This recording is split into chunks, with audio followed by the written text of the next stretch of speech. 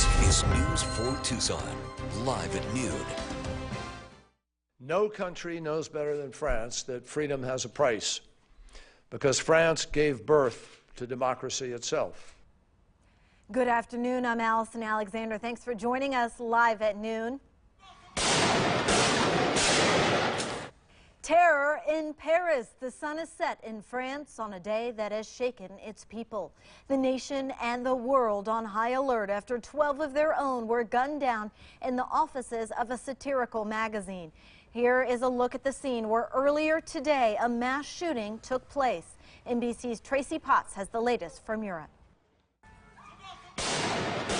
Two gunmen entered the Paris offices of satirical magazine Charlie Hebdo earlier today and opened fire. In addition to the deaths, a number were injured. Two police officers were among the dead, as well as the newspaper's editor and a cartoonist. Afterward, the gunman ran out into the street where a car was waiting and sped off. A manhunt has been launched, and French President François Hollande has vowed to bring those responsible to justice. They will be pursued for as long as is necessary in order that they be arrested, brought before a judge, and sentenced. The attack is the deadliest France has seen in at least 2 decades and has drawn international criticism. Free expression and a free press are core values. They are universal values, principles that can be attacked but never eradicated. The magazine Charlie Hebdo is known for making satirical attacks on political and religious figures. It was attacked previously in 2011 when a firebomb gutted the publication's old Paris headquarters. In response to this attack, France has raised its anti-terrorism alert to its highest level. In Washington, Tracy Potts, News 4 Tucson. Today's terror attack isn't the first time Charlie Hebdo's been targeted.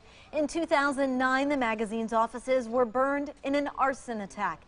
The attack came the day the magazine published an issue making fun of Islamic law and featured the Prophet Muhammad on the cover. One of the victims of today's attack was the editor of the Charlie Hebdo, Stéphane Charbonnier, a man who was killed for exercising his freedom of speech. His unflinching, unapologetic attitude toward freedom of speech was unwavering amid all the attacks.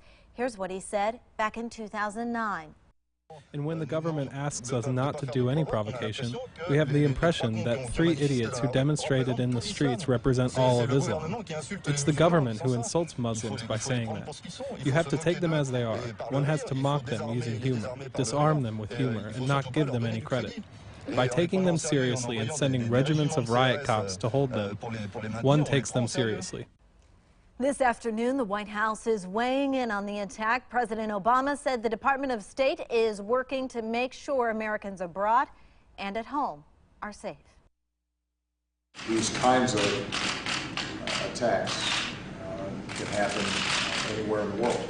And one of the things I'll be discussing with Secretary Kerry today is to make sure that we remain vigilant, not just with respect to Americans living in Paris, but Americans living in Europe and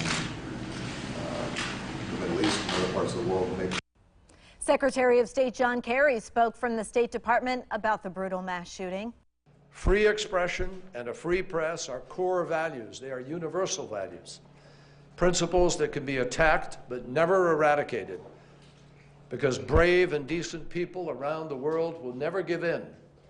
What happened today has put the world on notice. In response to the terrorist attack in Paris, the New York Police Department's adding extra officers at sensitive sites in the city. One of those sites under extra protection this hour is the French consulate. The department has a detective stationed in Paris who is monitoring the situation and coordinating with NYPD.